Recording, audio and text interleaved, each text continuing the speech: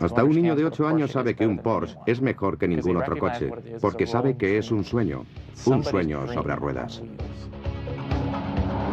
Pero el trayecto recorrido hasta llegar a ese sueño estuvo lleno de altibajos. A lo largo de la vida de dos hombres muy diferentes, Ferdinand y Ferry Porsche. Padre e hijo. Mi padre consiguió su objetivo a base de sensibilidad y comprensión, porque mi abuelo tenía muy mal genio. Una vez que se enfadó mucho, tiró su sombrero al suelo y lo estuvo pateando durante un buen rato. A lo largo del camino, el patriarca de la familia, Ferdinand Porsche, puso los coches al alcance de todo el mundo. Lo más importante para él, la ilusión más grande de su vida, era que cada persona tuviera un automóvil. Pero para realizar su deseo tendría que aliarse con un terrible dictador. Según Hitler, Porsche podía hacer casi de todo. Y pagaría un elevado precio por esa alianza. Con el mundo alrededor suyo en ruinas, Ferry Porsche diseñaría un tipo de coche totalmente distinto. El mismo vehículo que un domingo gana una carrera con el Porsche Club, el lunes por la mañana lleva a los niños al colegio. Desde 20 kilómetros por hora hasta 320. Esta es su historia. Ferdinand Porsche. Se puede decir que el Porsche ha sido siempre un coche logrado. Un vehículo con un claro sentido de sus prioridades. La forma le viene dada por la funcionalidad. La cómoda conducción y la potencia van unidas. En un Porsche, la identidad se forja de adentro hacia afuera. Con solo abrir la puerta y sentarte, cerrando los ojos, inmediatamente sabes que estás en un Porsche. Es la excelencia hecha realidad. En muchos aspectos, es el reflejo de cómo queremos ser en nuestra vida. Representa tanta energía, tanto anhelo por conseguir la perfección. Esa me parece que es la imagen del Porsche. Una imagen que no es casualidad, sino que refleja una voluntad con un doble objetivo, diseño y excelencia. Ese ha sido el sello de una familia poco corriente, la familia Porsche. En el siglo pasado se convirtió en una dinastía de la automoción, impulsada por la inflexible dirección y clarividencia del patriarca Ferdinand Porsche. Como técnico era un auténtico genio. Con él siempre se tenía la impresión de que cuando miraba algo en concreto, no se cuestionaba la forma en que funcionaba aquello, sino la manera de hacerlo de forma distinta, estudiando las posibilidades de mejorarlo. Ferdinand Porsche nació el 3 de septiembre de 1875 en el estricto e industrioso hogar de Anton Porsche, de 30 años de edad, y Ana, de 25, en la población austrohúngara de Maffersdorf. Escondido entre montañas, el pueblo albergaba a tejedores, carpinteros, granjeros y hojalateros que vivían modestamente trabajando para los nobles de la zona. De muchacho a Ferdinand le gustaban la música y la gimnasia, pero no solía jugar con sus compañeros. Se entretenía más en un banco de trabajo imaginándose el funcionamiento de las cosas. Esa es la pasión que regiría su vida, indisponiéndolo con su padre. Después de la trágica muerte de su primogénito en un accidente industrial, Anton presionaba al joven Ferdinand para que siguiera sus pasos en el negocio familiar de la hojalatería. Pero el joven tenía otras ideas. La proximidad de Maffersdorf, tanto de Viena como de Praga, le facilitaba el acceso a una interesantísima nueva tecnología, la electricidad. El espíritu consecuente y decidido de Ferdinand le hizo ignorar los planes de su padre, empezando a experimentar con baterías en el taller de la familia. Su padre se enojó mucho. Le dijo, no quiero ver nada de esto, deshazte de ello. Porsche obedeció, llevándoselo a la buhardilla. Y cuando su padre lo descubrió, subió y lo pateó destrozándolo todo. No sabía, sin embargo, que las baterías contienen ácido y sus pantalones también acabaron para el arrastre. Ferdinand no pensaba desistir. Tenía una voluntad muy fuerte, y cuando se decidía por algo estaba convencido de que de alguna forma lo realizaría. Finalmente, Ferdinand, que tenía 15 años, ganó la batalla a su padre, quien le permitió asistir a clases nocturnas en una escuela técnica cercana. Inmerso en el estudio de la electricidad, Ferdinand tenía reservada a sus padres una gran sorpresa. Ferdinand instaló luz eléctrica en su casa, una tremenda novedad en aquella época. Los vecinos entonces le pidieron también respectivas instalaciones, y su padre cedió, porque el chico, después de todo, parecía tener talento para la ingeniería. Con 18 años, Ferdinand se trasladó a Viena para cursar ingeniería mecánica en la universidad y trabajar para Bela Eger, una firma de electricidad. Su espíritu inquieto le impulsó a interesarse por la tecnología de la automoción que estaba en su infancia en ese final de siglo. El joven prodigio fue contratado como diseñador por Jacob Lohner, conocido constructor de automóviles, cuyos coches impulsados por electricidad tenían una potencia muy baja. El diseño de Ferdinand, radicalmente novedoso, se basaba en dos pequeños motores eléctricos sobre las ruedas delanteras, en lugar de un pesado motor centralizador. Propulsando las ruedas directamente eliminaba el ineficaz diferencial que afectaba a la potencia. El automóvil diseñado cuando colaboraba con Lohner fue exhibido en París en 1900 como Lohner Porsche. Así, a la edad de 25 años, Ferdinand Porsche estaba ya en la escena mundial. La siguiente gran innovación fue un coche mixto, de gas y eléctrico. Fue el primer híbrido, con propulsión a las 4 ruedas mediante la electricidad generada por un pequeño motor de gasolina. Ferdinand lo llevó a Versalles a la entonces inimaginable velocidad de 14 kilómetros por hora, y se adelantó a su tiempo.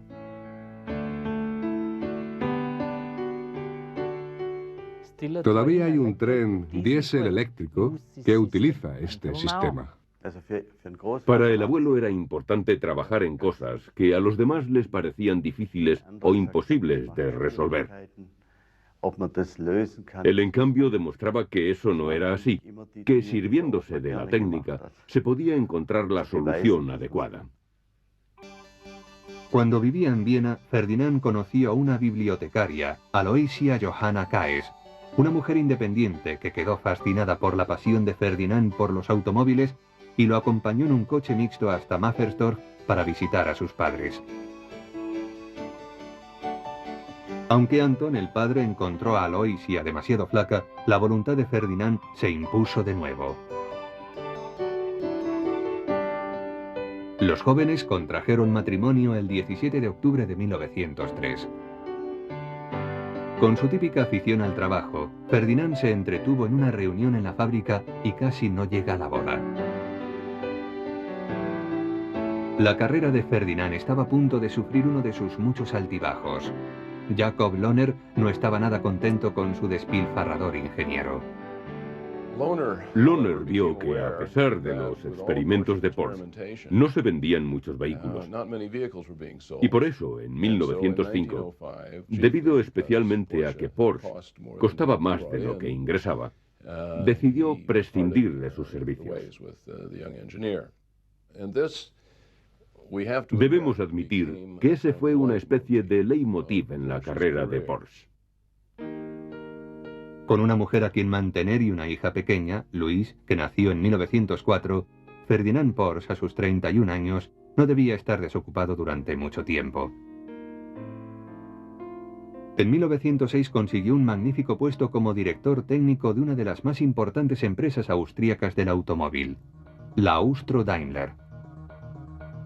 Audaz y belicoso, Ferdinand corría hacia la cima de la industria automovilística, pero el destino le obligó a aminorar la marcha.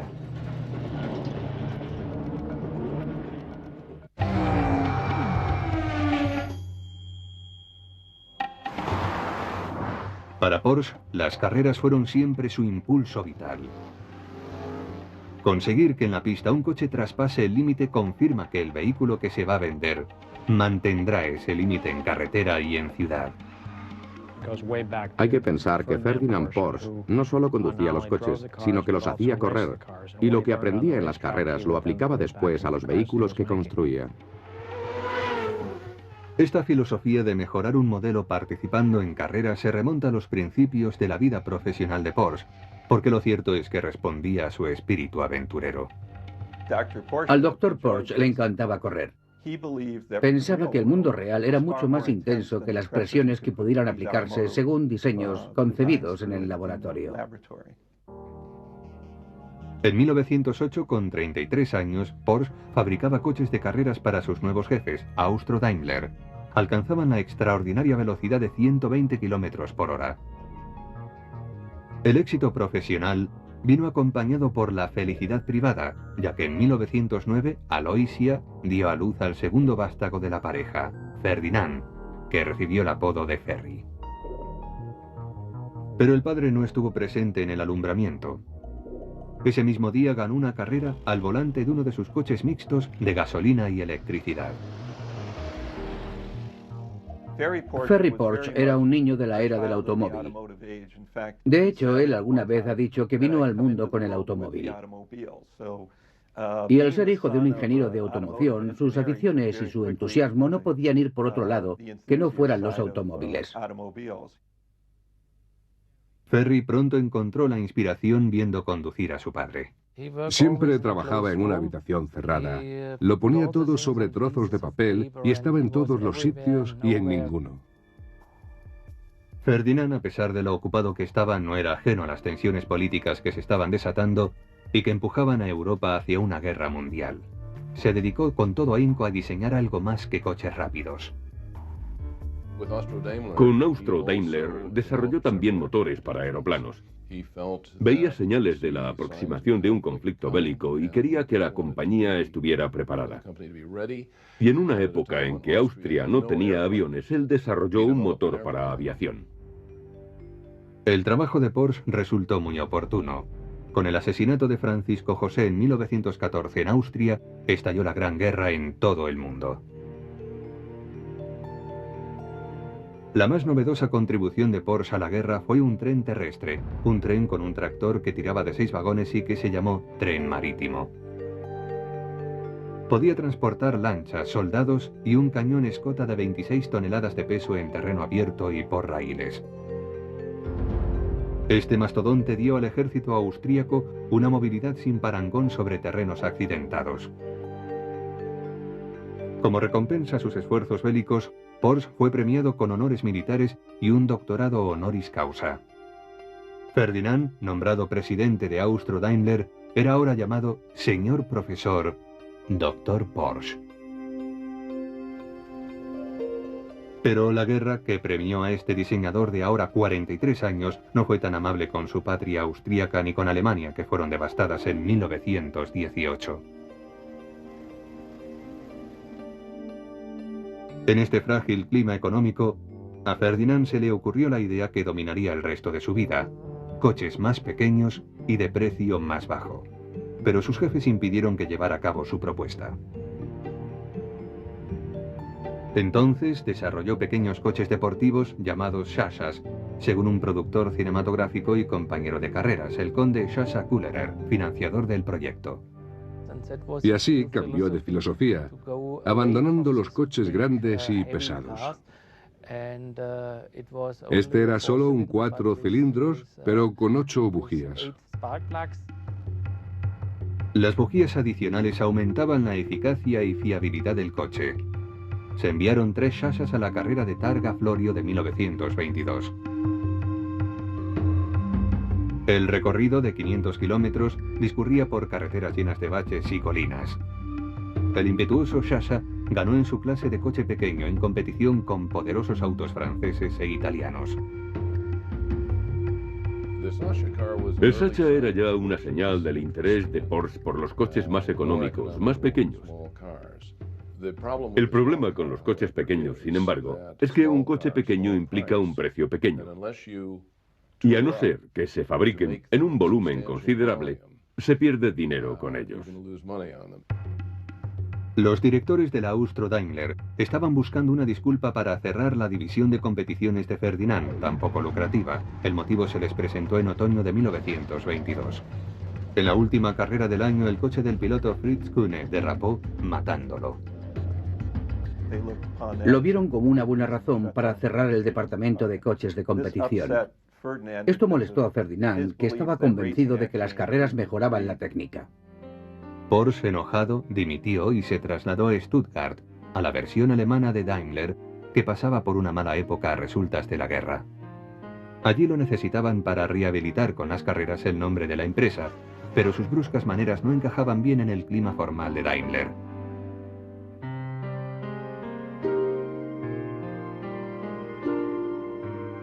A pesar del choque de estilos, Porsche desarrolló con éxito varias líneas de coches de 6 cilindros. Los Mercedes S, SS, SSK y SSKL. Sus modificaciones en la Mercedes alemana permitieron a Daimler-Benz alzarse con la victoria en la carrera de Targa Florio en Sicilia en 1924. Pero él no abandonaba su fijación, el diseño de coches más pequeños y más económicos, y volvía una y otra vez sobre ese tema. Daimler-Benz, creo que con toda razón, le dijo: espere un momento, nosotros no nos dedicamos a eso, no tiene cabida en nuestra empresa, no vamos en esa dirección. Cuando en 1928 finalizó el contrato de Ferdinand, Daimler se negó a renovarlo.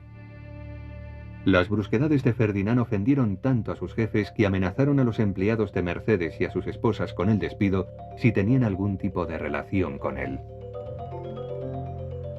Ferdinand Porsche era un genio, y seguramente ese era el problema, porque siempre iba por delante de los demás. No había día en que no exigiera a sus socios que hicieran algo nuevo en la línea de sus ideas. Pero llevar a cabo sus ideas costaba dinero. Ferdinand era tan prolífico que la mayoría de sus diseños languidecían en los cajones. El inquieto ingeniero, a sus 55 años, anunció en 1930 su intención de abrir su propia empresa sin saber que la realización de su proyecto más soñado, un coche popular, le pondría en contacto con el más odiado déspota de Europa.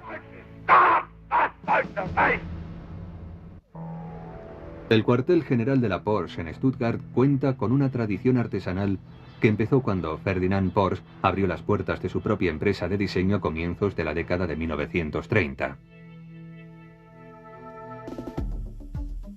En la fabricación de un Porsche participan tantos especialistas que estos automóviles de élite están prácticamente hechos a mano. El orgullo de un hombre con un guante blanco sacando brillo a la carrocería de un Porsche 911, la sensación de variaciones microscópicas en el acabado, es algo que solo se encuentra entre los soldadores de máxima precisión.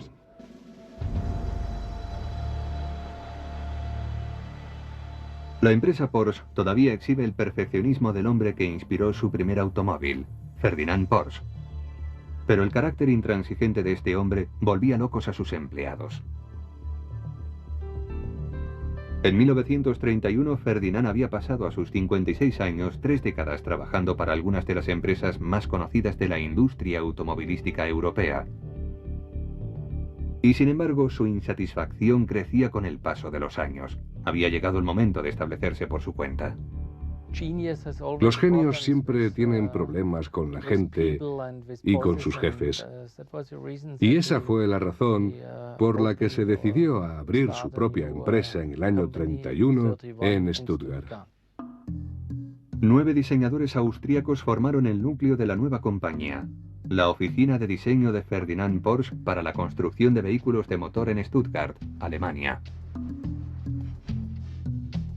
Entre estos diseñadores estaba su hijo Ferry, que había crecido viendo a su padre inmerso en la idea de cómo debería ser un automóvil.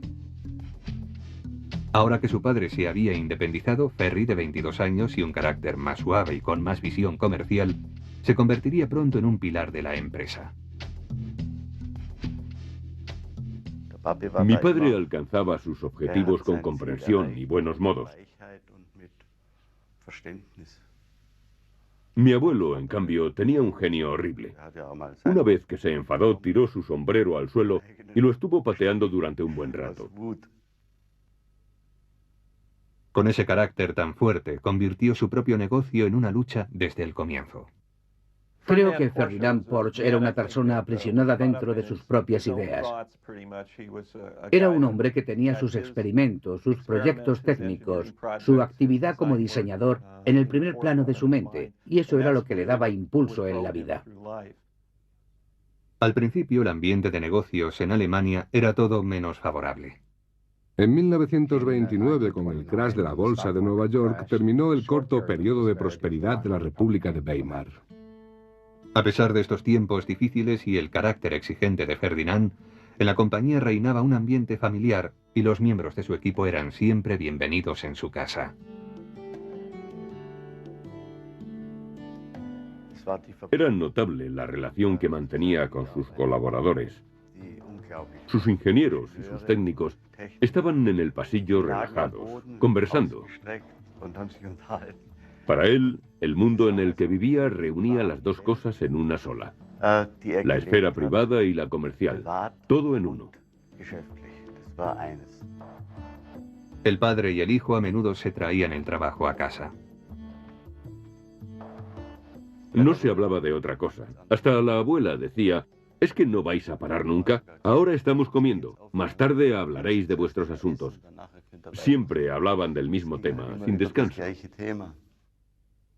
El primer contrato que recibió la empresa de diseño Porsche fue un automóvil de tamaño medio para la firma Wanderer.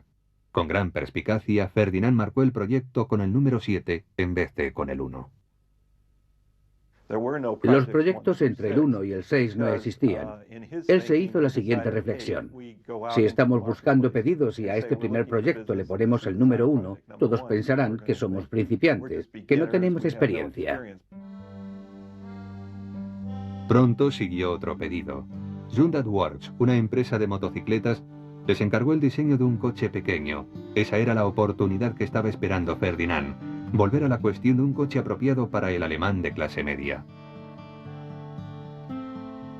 Todos estos precursores del Volkswagen eran de fabricación muy costosa y no pasaron nunca del nivel de prototipo. Él no era de los que dicen que algo es imposible. Además, eso le habría espantado a los clientes. Así que estos nunca sabían lo que iba a costar la fabricación. La empresa de Ferdinand Porsche encontró pronto un cliente con los bolsillos llenos, que no se detendría ante los costes de fabricación de un coche popular: el canciller Adolf Hitler. Hitler había sido elegido en 1933 sobre la base de sus promesas de pan, trabajo y honor para una nación paralizada por el desempleo y humillada por los términos del Tratado de Versalles, con el que se había puesto fin a la Primera Guerra Mundial. Hitler sabía que poner un coche económico a disposición del pueblo alemán haría crecer su popularidad. Muy poca gente podía permitirse un automóvil. Solo se veían grandes limusinas. Y el hombre de la calle ni sabía conducir, ni tenía coche, ni pensó nunca en llegar a tener vehículo propio. Pero el deseo de Hitler de construir un coche popular formaba también parte de su estrategia de preparación del país para la guerra. Una parte del plan general para ese coche era la construcción de una red de autopistas, las autobahn gratuitas, para que la gente pudiera viajar por el país. Hitler tenía también la idea oculta de utilizar estas autopistas con fines militares para un movimiento rápido de tropas. En septiembre de 1933, Ferdinand fue convocado a una reunión con Adolf Hitler en Berlín. Hitler seguía adelante con su idea de un coche para los trabajadores de Alemania. Hitler era un gran entusiasta de los automóviles y entendía también de mecánica de automoción. Por eso estoy seguro de que Porsche pensaba que tenía un partidario de sus ideas en la figura de Hitler. Hitler comunicó a Porsche su concepto sobre el diseño del coche, entre otras cosas, tracción a las 4 ruedas y motor refrigerado por aire. Nada de esto sorprendió al veterano ingeniero hasta que Hitler mencionó el precio de venta previsto: 900 marcos, el equivalente a $360, una cifra imposible por lo reducida. Aún consciente de este precio de venta tan poco realista, Ferdinand estaba dispuesto a hacer negocios con un hombre que había utilizado el odio y la violencia para su subida al poder. Porsche pagaría cara esta alianza.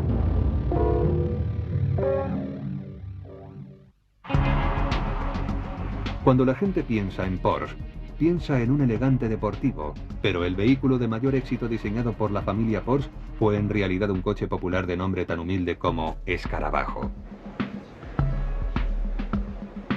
A comienzos de la década de 1930, Adolf Hitler presionó a los fabricantes alemanes de coches para que hicieran un vehículo que pudiera ser adquirido por el obrero medio, un Volkswagen, que traducido quiere decir coche para el pueblo.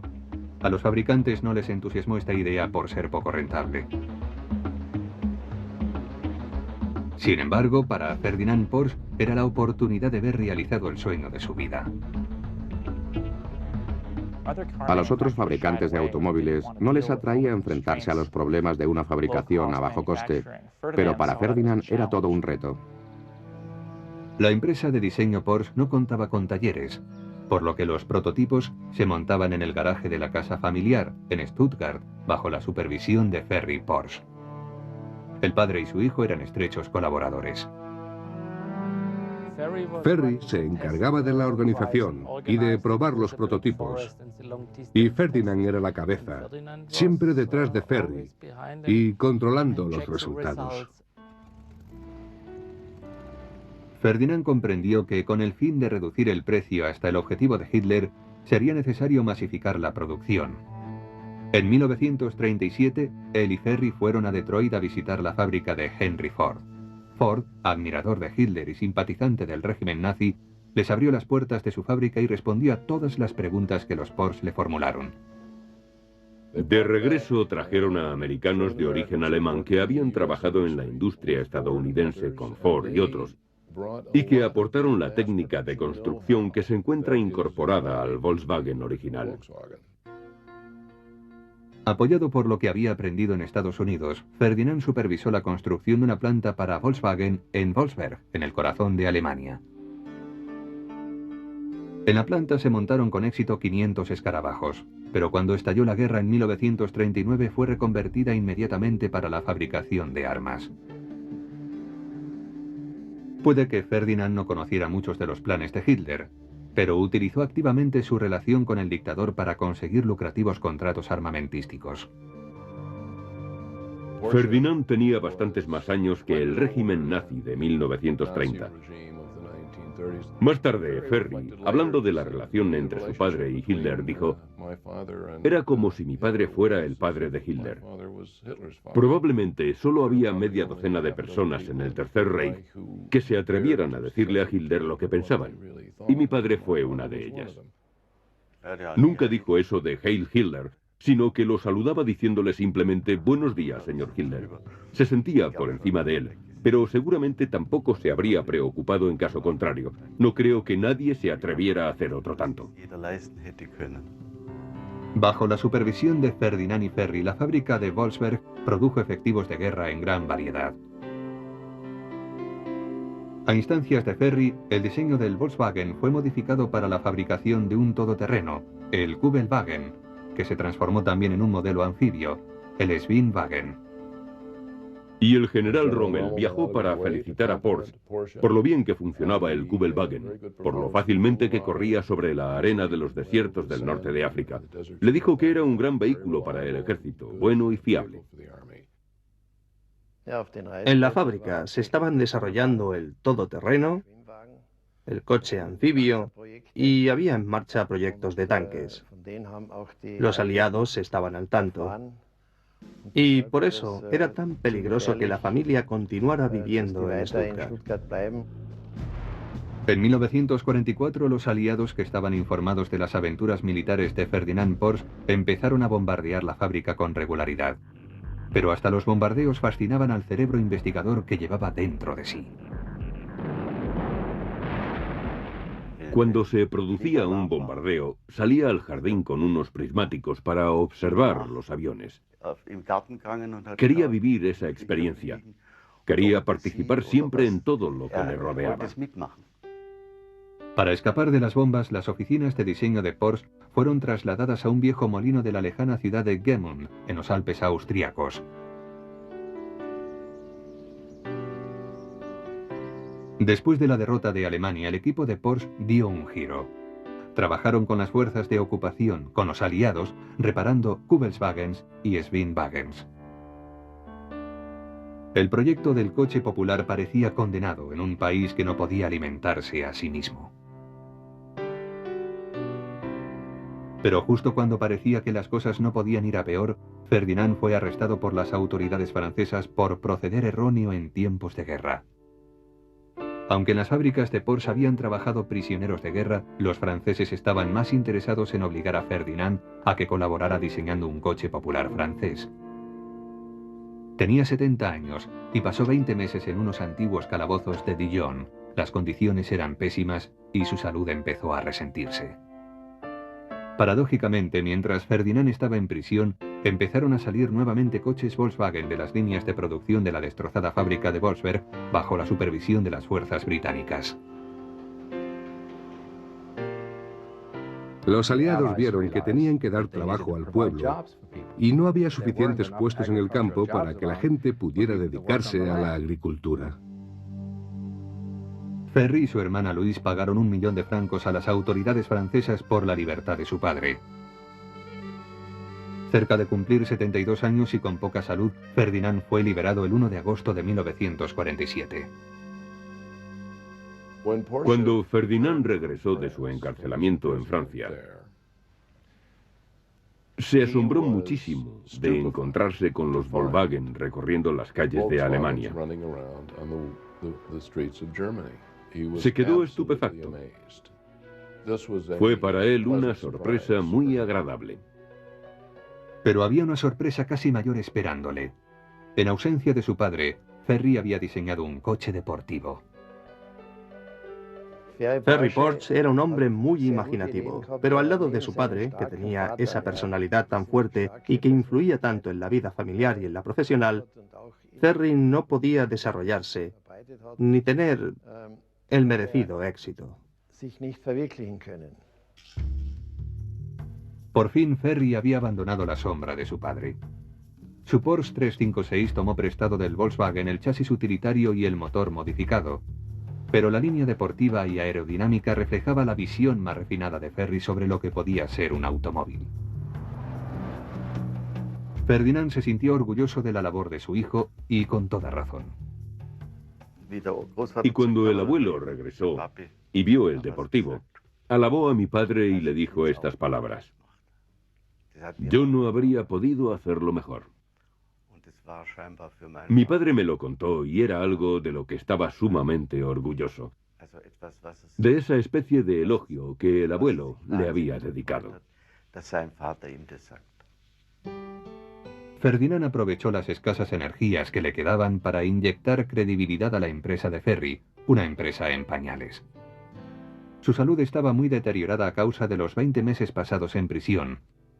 En noviembre de 1950 sufrió un infarto, muriendo el 30 de enero de 1951. Su cadáver fue enterrado en esta capilla de Gmünd, en su Bohemia natal. Aunque al final estaba muy enfermo y abatido por todo el tiempo que se le mantuvo encarcelado, yo creo que debió de morir contento por el hecho de haber visto realizado el sueño de su vida a través del trabajo de su hijo.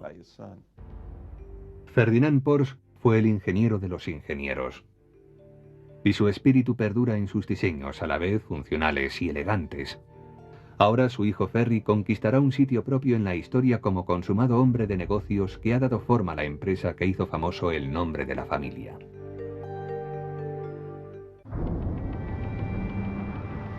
El nombre de Porsche se ha convertido en sinónimo de rendimiento, velocidad y clase. Pero el corazón y la mayoría de los entresijos del primer Porsche fueron un ensamblaje de piezas del Volkswagen. Ferry Porsche se había servido del coche de su padre, el escarabajo, para transformarlo en el primer automóvil que llevaría simplemente el logotipo Porsche. Al final de la guerra, Ferry había completado varios prototipos de Porsche, pero la época no era muy apropiada para introducir entre el público un coche deportivo. En 1945 las cosas estaban peor que en 1918 porque Alemania había sido bombardeada. El final de la guerra se había desarrollado en suelo alemán. Ferry era un astuto hombre de negocios que consiguió cobrar royalties por el diseño del escarabajo realizado por su padre, ya que el escarabajo tenía un gran éxito de ventas. Fue la forma de que Ferry instalara su empresa de coches deportivos para iniciar la producción del Porsche 356. Ferry vendió sus coches a través de la red comercial de VW, pero no estaba seguro de la acogida que tendrían y solo fabricó 400 ejemplares en el año 1950. Desde el principio la demanda sobrepasó a la producción. Hubo un gran interés por este coche que combinaba de manera tan original la velocidad y la funcionalidad. Todo aquel a quien le gusta conducir un coche que salga disparado por una carretera sinuosa y que quiera tener un coche más potente, más caro, se sentirá atraído por un 356 y estará encantado con él. Se amplió la producción para corresponder a la demanda. En 1962 se habían vendido 50.000 ejemplares. Al igual que su padre, Ferry probaba los coches participando en carreras, una llamativa manera de hacer publicidad. Cuando Ferry construyó el primer coche en Austria, el siguiente fin de semana ya estaba corriendo con él. Llevaron un coche en 1951 a las 24 horas de Le Mans y el Porsche ganó en su categoría. Así fue como la compañía se labró su reputación, no solo por la carrera, sino también por ser un exterminador de gigantes. Después de la muerte de su padre en 1951, Ferry Porsche ascendió al puesto de patriarca, tanto en la esfera empresarial como familiar. Ferry iba a las carreras con un cronómetro y sus 4 hijos. Ferry tuvo 5 hijos varones. El mayor, Ferdinand Alexander, apodado Butzi, sería el que se implicaría más activamente en la compañía. Butzi empezó a trabajar en los primeros años 60, dedicándose principalmente al estilismo de la línea Porsche. En 1963, el joven de 28 años fue nombrado jefe del nuevo departamento de diseño.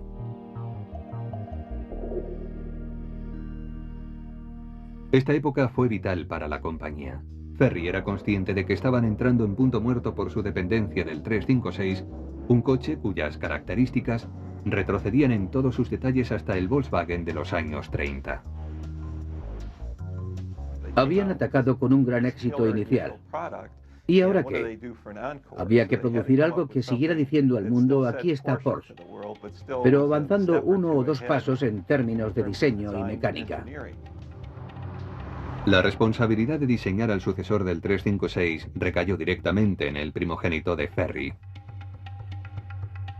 Butzi puso todo su empeño en diseñar un coche que fuera nuevo y antiguo al mismo tiempo.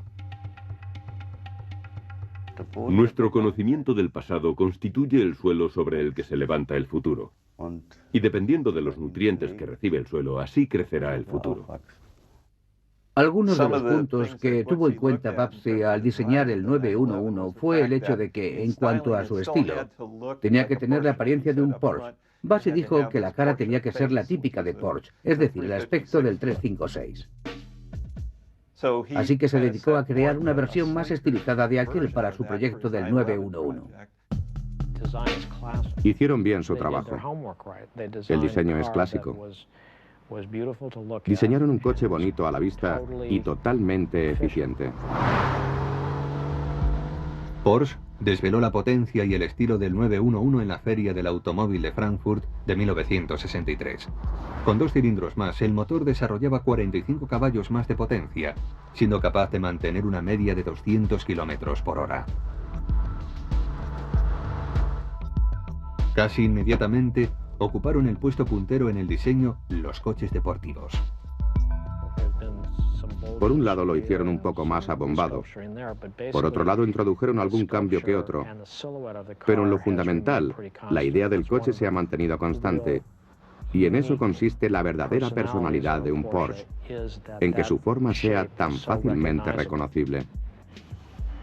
El 911 potenció de nuevo el interés del público por los Porsche. En 1966 se vendieron 100.000 unidades. En busca de un sucesor, Ferry vio en el triunfo de Bucci con el 911 la clave para la dirección de los destinos de la empresa. Pero Bucci tenía un rival muy fuerte, su primo Ferdinand Piëch, una persona que daba mucho juego en el departamento técnico de la fábrica. En la forma de gerenciar la empresa había dos problemas. Uno eran los conflictos entre las dos ramas de la familia y otro, que era muy difícil conseguir personas con capacidad directiva suficiente, porque lo único que veían siempre era que trabajaban para el hijo del jefe. En 1972 se llegó al punto álgido y Ferry Porsche dijo, si ninguno de vosotros es capaz de dirigir la empresa, traeremos a otra persona que lo haga. Ferry Porsche era un jefe muy duro. De eso no hay duda, porque tomó algunas decisiones francamente difíciles. En 1972, Ferry se decidió a contratar a una serie de directores para que condujeran la empresa hacia el nuevo siglo.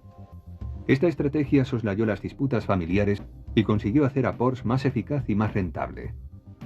La sosegada presencia de Ferry fue importante hasta el final de su vida. Uno de los diseñadores de Porsche me dijo una vez que cuando Ferry entraba en el estudio y miraba lo que estaban haciendo, era un acontecimiento. Con un apretón de manos me daba ánimos para otros 6 meses. Seguro que en el año 1998 Ferry Porsche era un hombre muy feliz, sabiendo que la obra levantada por su padre y él mismo estaba en buenas manos. Con 88 años, Ferry Porsche falleció de muerte natural en la casa familiar de Zell-am-Say. Fue un duro golpe para todos, porque se puede decir que era el padre de la empresa. Su muerte puso fin a una época de Porsche. Una empresa iniciada gracias a la imaginación de un hombre, su ingenio y su dirección. Pero yo creo que el desarrollo se debió no solo a él, sino a toda su familia. El legado de la familia Porsche se forjó en la técnica perfecta de Ferdinand Porsche y fue popularizado modelo tras modelo por su hijo Ferry.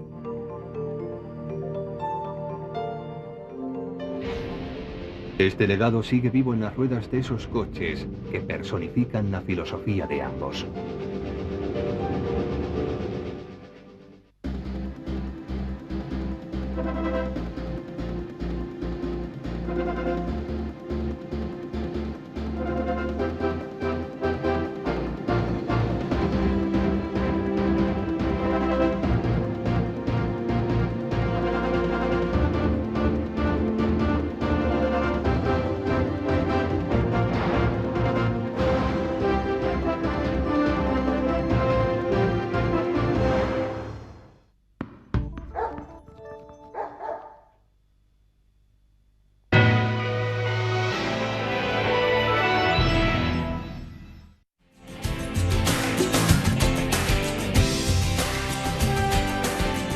Canal de Historia.